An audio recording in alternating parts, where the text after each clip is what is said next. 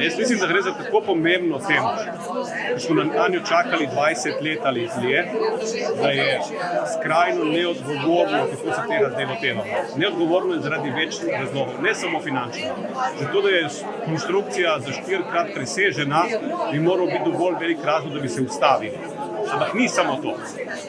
Če bomo mi na taki začetni točki, kot smo danes, zavozili to investicijo, potem, ko bomo mi ta objekt kdaj zares zaprli. Mi smo danes na točki, da bojo stvari, ki so najbolj enostavne, 4x dražje od planiranja. Ampak to pomeni, če prenesemo to na celotno konstrukcijo zapiranja jedrskega objekta, bojo stroški iz milijarde in 200 skočili na 5 milijard. Tega si zagotovo ne želimo. In zato mislim, da je čas, da se stvar ustavi, da se ponovno premisli celoten projekt in da se ga naredi na temeljih, ki bodo zdravi in na katerih lahko potem tudi zaključimo vse skupaj. Ne pa, da se že na prvem koraku v resnici srečamo z, meni je žal, da bom to rekel, sumi korupcije.